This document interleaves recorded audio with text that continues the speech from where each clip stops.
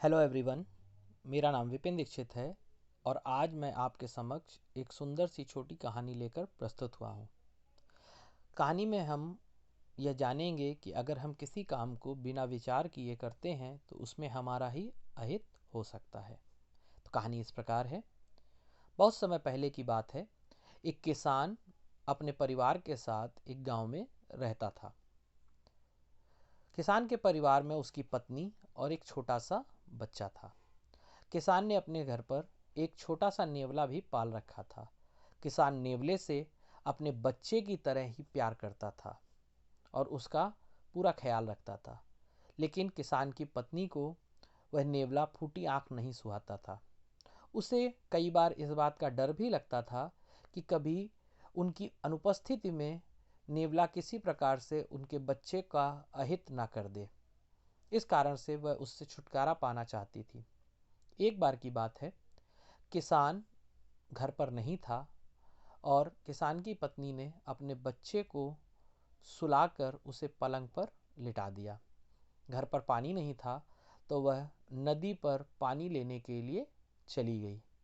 उसके जाने के बाद जिस पलंग पर बच्चा सोया हुआ था उस पलंग की तरफ एक भयंकर काला नाग बढ़ता है, जिसे नेवला देख लेता है।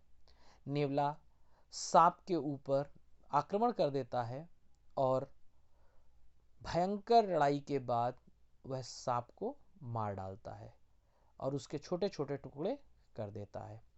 अपनी जीत की खुशी में नेवला घर के दरवाजे पर जाकर बैठ जाता है। किसान की पत्नी जब नदी से पानी भरकर वापस आती है तो दरवाजे पर बैठे हुए नेवले के मुंह में लगे हुए खून को देखकर उसे किसी अनिष्ट की आशंका होती है। बिना कुछ सोचे विचारे वह अपने हाथ में लिया हुआ पानी से भरा हुआ घड़ा नेवले के ऊपर पटक देती है और भागते हुए अंदर जाकर अपने पलंग पर सोए हुए बेटे को देखती है, जो कि बड़ी ही आराम से प्रसन्न चित्त मुद्रा में सोया हुआ था। पास ही उसे पलंग के पास एक मरा हुआ सांप दिखाई देता है, जो टुकड़े टुकड़े पड़ा था और उसका खून वहां पर पड़ा हुआ था। किसान की पत्नी को समझने में देर नहीं लगती है कि नेवले ने किस प्रकार से सांप से उसके बच्चे का जीवन रक्षण किया है। लेकिन अब तक तो बहुत देर हो चुकी थी। वह वापस दरवाजे पर जाती है और देखती है कि बेचारा नेवला निष्प्राण पड़ा हुआ था। उसे इस बात पर बहुत दुख होता है, लेकिन अब उसके हाथ में करने के लिए कुछ भी नहीं था।